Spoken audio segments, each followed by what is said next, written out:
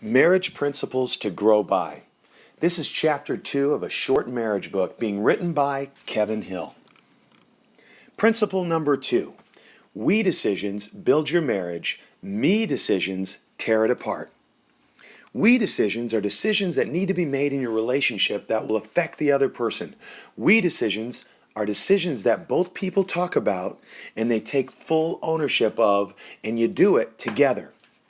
Me decisions, on the other hand, are decisions that a person makes, then they inform the other person about the choice that they made all on their own. Me decisions are one-sided choices and are always referred to as, that was your idea.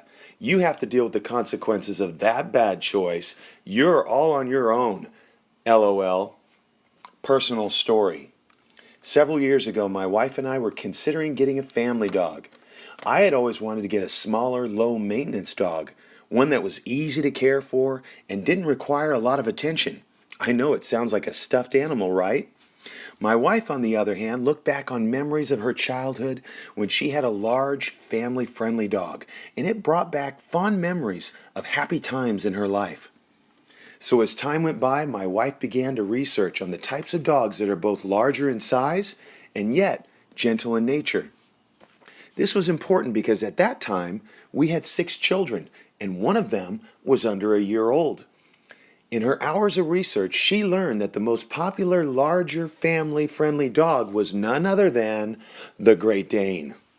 Therefore, she did the right thing and she shared the information that she found with me so that we could make a decision together. One day my wife came to me with some exciting news. She had found a Great Dane for sale on Craigslist for only $300. Now this might seem expensive to you, but in doing her research she discovered that an average price for a Great Dane is anywhere from $600 to $2,000 per dog, for dogs with pure breed papers, that is. And because my goal is to be a loving husband, I first listened to her as she told me all about the dog, and then I agreed to, quote unquote, go take a look at the dog. We arrived at the address where the dog was living and knocked on the door. Suddenly, we heard what sounded like 2 very large, deep-voiced animals. Dogs, of course, with a bark that seemed to be getting closer and closer to us. Egad, it was scary, kinda. As the door was opened, we were kindly greeted by the dog owner and were politely introduced to Judah. Judah was about 3 years old, and if he stood on his hind legs, he would have been about 7 feet tall or even higher. After talking to the dog owner and getting to know Judah a little bit, I let the owner know that my wife and I would be stepping outside for a few minutes to talk privately. As we walked outside, I turned to my wife and I said, "Honey, that's not a dog, that's a horse. We have a little baby," pointing to our small child in the baby carrier. "What if the large horse accidentally stepped on our little baby? That would be bad." We laughed together and we talked more, and we did end up making Judah a part of our family. We took him home. But here's the point of my story. I should have, but I did not take full ownership in the decision to take Judah home. I was not fully on board with getting Judah. I only agreed to get the dog because I knew my wife really wanted him. Therefore, anytime there were issues with our beloved Judah, like him stealing food off the counters, or the medical bills that kept piling up to deal with his skin allergies, or whatever else happened, etc., anytime there was a problem, I always seemed to default in my mind, thinking Judah was my wife's idea. Judah is not my dog, it's her dog, and it's her problem. Forks in the road.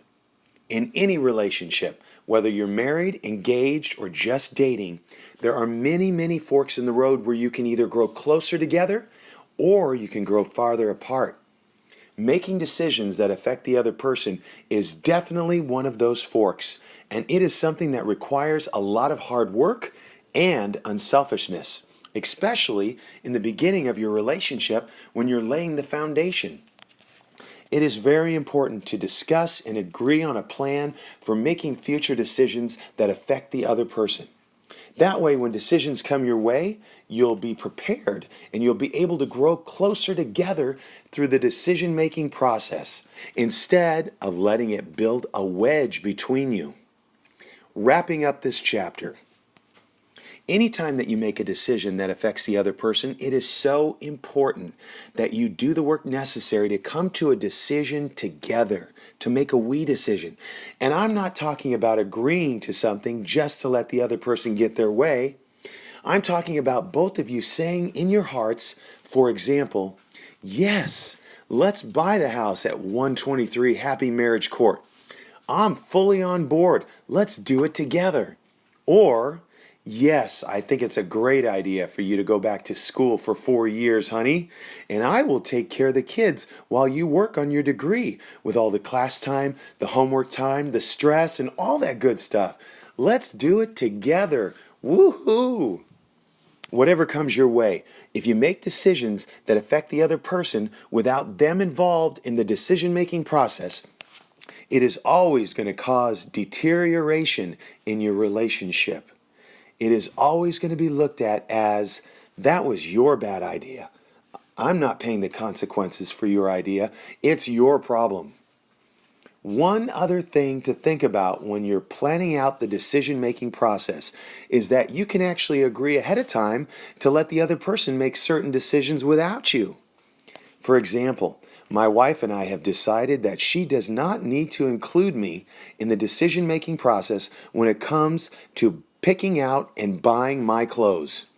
I have been vetoed by her, by my kids, by my dog, and by all who knew me before we were married that it's not a good idea for me to be included in the decision-making process when it comes to picking out my clothes. Now, your homework for this week is to set aside time with your significant other and talk about a plan for making we decisions together, to agree on a plan for dealing with all the decisions that will affect the other person.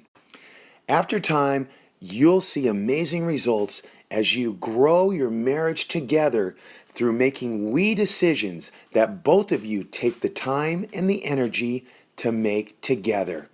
I want to thank you so much for listening to this chapter. I'd like to encourage you to go to my website at weddingsbykevin.net. If you haven't already, on the bottom left-hand corner, you can subscribe to my monthly e-newsletter by just putting your name and email address, and we will send you out a brand new marriage principle each and every month. Thank you so much for listening, and I hope to talk to you soon.